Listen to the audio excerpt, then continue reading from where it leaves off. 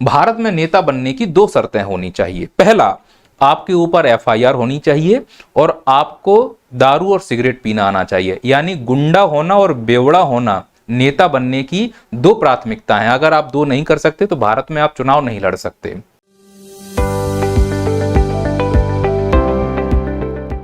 TMC की एक सांसद महुआ मोइत्रा जी इन दिनों जमकर खबरों में बनी हुई हैं, क्योंकि संसद ने इनकी सांसदी रद्द कर दी है। जब हम सुनते हैं कि किसी की सांसदी छीन ली गई है तो मन में एक स्वाभाविक सा प्रश्न उठता है कि कैसे होता है सांसदों का निलंबन। सांसदों के निलंबन की प्रक्रिया में किन किन नियम कानूनों का पालन किया जाता है। अब ये सब बातें इस वीडियो में बता पाना मेरे लिए संभव नहीं है, लेकिन इसके लिए एक अलग से वीडियो बनाया जा सकता है। अगर आप लोग इंटरेस्टेड हैं तो कमेंट बॉक्स में कमेंट कीजिए। निश्चित तौर पर इस मुद्दे पर मैं बहुत अच्छा वीडियो बनाऊंगा। और इससे पहले जो आप लोगों ने कमेंट किए थे कि इस टॉपिक पर वीडियो बनना चाहिए, तो मैं आपको बताऊं आपकी डिमांड मेरे तक आ चुकी है और मैंने कॉमन टॉपिक वाले मुद्दों पर वीडियो बनाना शुरू भी कर दिया है। बहुत जल्द आपके डिमांड वाले वीडियो आपके ही अपने YouTube चैनल पर देखने को मिलेंगे। हम मुद्दे पर आते हैं। मुद्दा यह है कि महुआ मोइत्रा जी की सांसदी क्यों गई, इसके पीछे की कहानी क्या है। कहानी शुरू करने से पहले इनके व्यक्तिगत जीवन पर भी थोड़ा प्रकाश डाल दूं, नहीं तो कई लोग ये कमेंट करेंगे कि महिला ऐसी थी, ये महिला वैसी थी। मैं ये कहता हूं कि इनको सांसद के तौर पर देखो, पुरुष और महिला के तौर पर मत देखो। हाँ, ये बात सही है कि ये सिंगल वोमेन थी, किसी के साथ नहीं रहती थी। इनके ऊपर ये भी आरोप लगते हैं कि ये स्मोकिंग और ड्रिंकिंग करती थी। स्मोकिंग और ड्रिंकिंग स्वास्थ्य के लिए हानिकारक है, पर भारत में अब यह बहुत आम हो चुका है। खासकर जब बात नेताओं की हो तो उनके लिए और आम हो जाता है।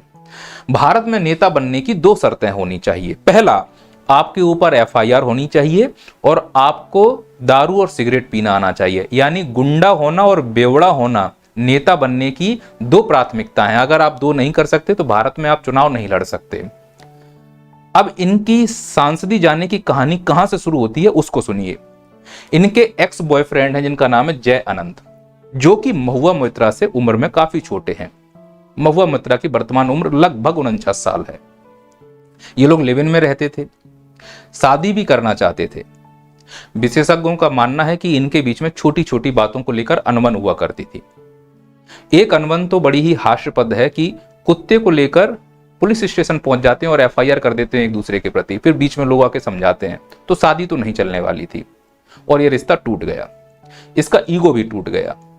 फिर इसी का एक दोस्त है जिसका नाम है दर्शन हीरानंदानी, जो कि दुबई बेस्ड एक बिजनेसमैन है। इनके संपर्क में आई है महुआ मोइत्रा जी और इनकी दोस्ती हो गई। अब इनकी दोस्ती कितनी गहरी थी इसकी मैं पुष्टि नहीं कर रहा हूं, पर महुआ मोइत्रा जी के ऊपर यह आरोप लग रहे हैं कि इस व्यक्ति के कहने पर ही महुआ मोइत्रा जी ने अदानी के खिलाफ सवाल पूछना शुरू किए। यहां तक कि ये आरोप लग रहे हैं कि महुआ मोइत्रा जी का जो अकाउंट है डिजिटल प्लेटफॉर्म के, उसको भी इसी व्यक्ति के द्वारा प्रयोग किया गया है। स्वाभाविक अगर ये बात सच है तो फिर इनकी सांसदी जाना जरूरी था, पर इसके पीछे की और कहानी समझिए और इसको सिक्योरिटी कंसर्न के रूप में देखिए। ये कोई मजाक वाली बात नहीं है, ये कितना सीरियस मुद्दा है भी आपको समझ में आएगा। तो इस व्यक्ति के कहने पर ऐसा माना जा रहा है, जो इसी व्यक्ति के द्वारा दिया गया बयान है, महुआ मोइत्रा जी ने संसद में अडानी के खिलाफ सवाल पूछे। अब अडानी के खिलाफ इस व्यक्ति के कहने पर सवाल पूछने पर महुआ मोइत्रा जी की सांसदी क्यों जाएगी आखिरकार। कुछ राजनीतिक विशेषज्ञ मानते हैं कि अडानी का मोदी जी से बहुत गहरा संबंध है और मोदी जी के ऊपर क्रॉनिक कैपिटलिज्म के आरोप भी लगते रहे हैं। आरोप कितने सही और झूठे हैं मैं इसकी पुष्टि नहीं कर रहा हूं, पर मुद्दा तो अभी भी वही है। तो सवाल पूछने से सांसदी कैसे चली जाएगी और क्या इससे पहले किसी सांसद की सांसदी गई है? तो महुआ मोइत्रा से पहले राहुल गांधी की भी सदस्यता निरस्त हुई थी। आम आदमी पार्टी के संजय की भी सांसदी छीन ली गई थी। अगर आप अनैतिक काम करेंगे तो सांसदी छीनना स्वाभाविक है, नियम कानून तो सबके लिए बराबर है। अगर आपके ऊपर आरोप लग रहे हैं, जैसे कि महुआ मोइत्रा जी के ऊपर लगे, राहुल गांधी के ऊपर लगे, आम आदमी पार्टी के सांसद के ऊपर लगे, तो नैतिकता के आधार पर ही आपको इस्तीफा दे देना चाहिए। कानूनी प्रक्रिया का इंतजार करना ही नहीं चाहिए, आरोप लगना ही बड़ी बात है। लेकिन भारत में कई सांसद ऐसे भी हैं जिसमें खुलकर आरोप लगे, पहलवानों ने रोड पर धरना भी दिया, फिर भी इस सांसद ने अपना पद नहीं छोड़ा। ठीक इसी प्रकार से एक सांसद हैं जो अपने ही साथी सांसद जो मुस्लिम थे उनको ओए भड़वे, ओए उग्रवादी, कटुए और आतंकवादी कह रहे थे। इतने अशब्द एक कम्युनिटी को हर्ट करने वाले शब्द कहे, फिर भी इनकी सांसद सदस्यता नहीं गई। तो ऐसा लगता है कि इसमें नियमों में कहीं ना कहीं ढील पोल है। नियम सभी के लिए समान नहीं है, तो स्पष्ट रूप से सभी को दिख ही रहा है। जब कोई सांसद असभ्यता से बात करता है तो उसके नैतिक चाल चलन के लिए कमेटी बनाई जाती है और उस कमेटी को कहते हैं पार्लियामेंट एथिक्स कमेटी। यह निर्णय लेती है कि कैसे संस्था में जांच पड़ताल करती है अच्छे से कि जानी चाहिए या नहीं जानी चाहिए। कुल मिला के पार्लियामेंट एथिक्स कमेटी भारत की सबसे बड़ी पंचायत है और इसके अध्यक्ष चुने गए हैं विनोद सोनकर जो बीजेपी से संबंधित हैं। पर मैं इतना कहना चाह रहा हूं, मेरी बातों को समझना एज ए स्टूडेंट होके।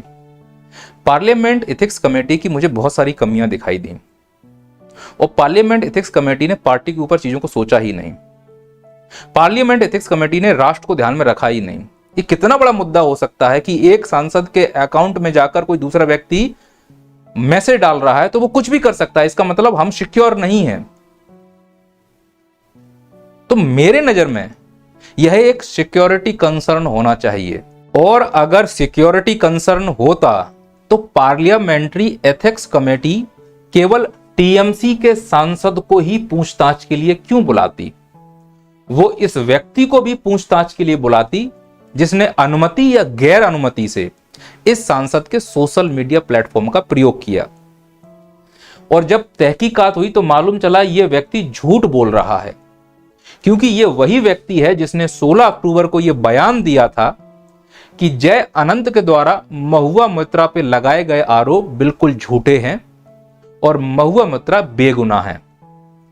फिर पता नहीं क्या हुआ, 3 दिन के बाद वक्त बदल गए, जज्बात बदल गए और इसने अपना बयान बदल दिया और इसने कहा कि महुआ मोइत्रा गुनहगार हैं।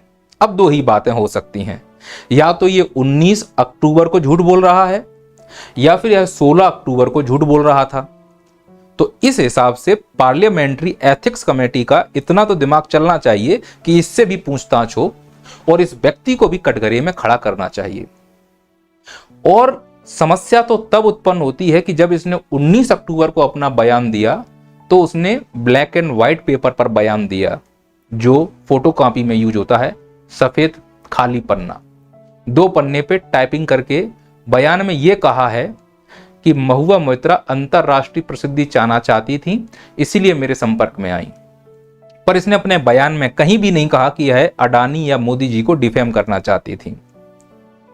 तो पार्लियामेंट्री एथिक्स कमेटी को इस ओर भी ध्यान देना चाहिए था।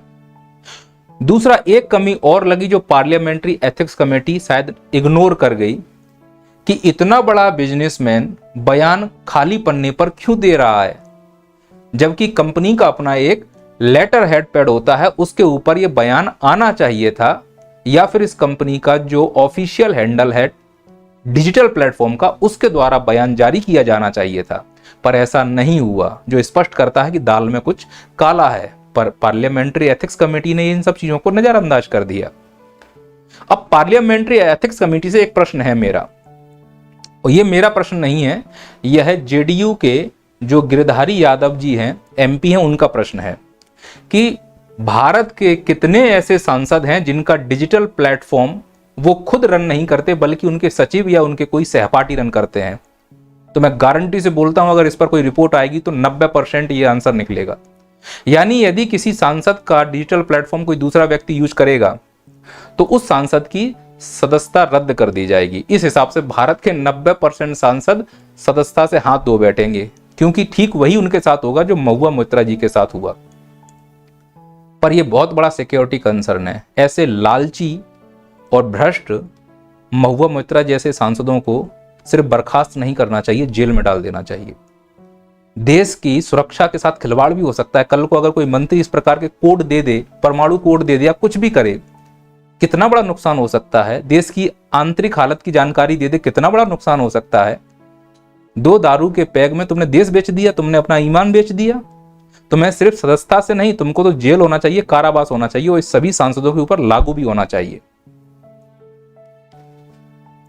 तभी तो ऐसे व्यक्ति राज कर रहे हैं इस देश में। क्योंकि इनको मालूम है बहुत बड़ा लूप होल है भारत में। आधे से ज्यादा नेता तो पढ़ा लिखा ही नहीं है, उसे क्या मालूम इस दुनिया में क्या चल रहा है। और मोदी जी से मेरा इतना निवेदन है, अगर अडानी के ऊपर आरोप लग रहे हैं तो खुलकर इसकी जांच करवा दो। और जब तक जांच नहीं कर पाओगे तो आपके ऊपर बिल्कुल वैसे ही आरोप लगेंगे जैसे बाबा रामदेव के ऊपर लगते रहे हैं कि उन्होंने राजीव दीक्षित की हत्या करवाई है क्योंकि उन्होंने पोस्टमार्टम करने से रोका है। और नो डाउट कई विशेषज्ञ मानते हैं कि मोदी जी क्रॉनिक कैपिटलिज्म को बढ़ावा दे रहे हैं। और ये मैं नहीं बोल रहा हूं, ये रिपोर्टें बोल रही हैं कि 5 साल में भ्रष्टाचार 51% बढ़ा है और सबसे ज्यादा भ्रष्ट पार्टी बीजेपी है और दूसरे नंबर पर कांग्रेस है। और इस भ्रष्टाचार का साक्षात मैं आपको उदाहरण दे सकता हूं। हाल ही में एक कांग्रेस नेता, भी कल परसों की बात है, 250 करोड़ का कैश मिला, कैश 250 करोड़, 6 तिजोरियां भरी थी। ऐसे ही बीजेपी का एक नेता 100 करोड़ की, 200 करोड़ की, 1000 करोड़ की डील करता हुआ वीडियो लीक हुआ, फिर बोल दिया गया ये आर्टिफिशियल इंटेलिजेंस है। तो बंद करो आर्टिफिशियल इंटेलिजेंस। अगर आर्टिफिशियल इंटेलिजेंस इतनी खतरनाक न्यूज भेज सकता है तो उसको भारत में बैन कर दो, और अगर ये सही वीडियो है तो इसको बैन कर दो। पर पार्टी मोह में ऐसा हो नहीं पा रहा है और कोई खुलकर इस पर बात नहीं करना चाह रहा है, क्योंकि या तो कोई इस पार्टी का है या तो कोई उस पार्टी का है। जब तक कोई भारतीय नहीं होगा तब तक याद रखना कि देश के अनपढ़ नेता ही देश चलाएंगे। और मोदी जी को इसके बारे में सोचना चाहिए कि यदि कोई व्यक्ति योग्य नहीं है तो उसे देश या सांसद, एमपी या एमएलए बनने का कोई अधिकार नहीं है। अगर आप भी योग्य नहीं हो तो आपको पद छोड़ देना चाहिए। ये देश है, कोई रामलीला का मंच नहीं है कि किरदार पकड़ गया तो उसको बाहर कर दो।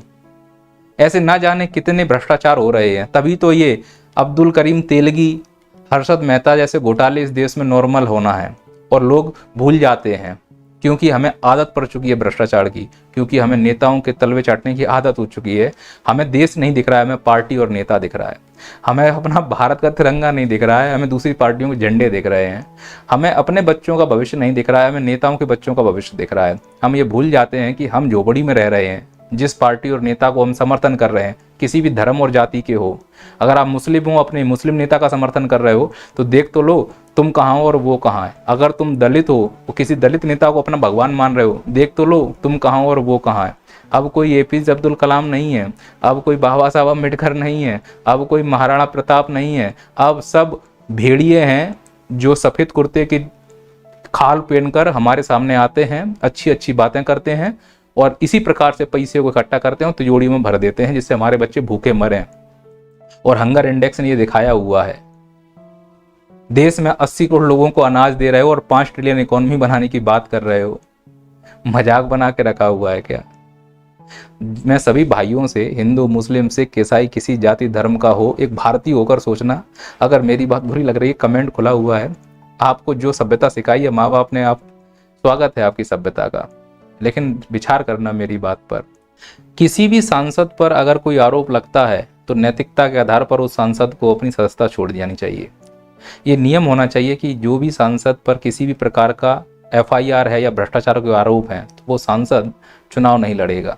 किसी भी सांसद के पास अगर अचल संपत्ति 20 लाख से ज़्यादा और चल संपत्ति 10 लाख से ज़्यादा है तो चुनाव नहीं लड़ेगा। हमारे यहाँ सांसद और विधायकों पर 250 करोड़ कैश निकल रहा है, कहाँ से आया है? इनके बाप दादा दे गए क्या?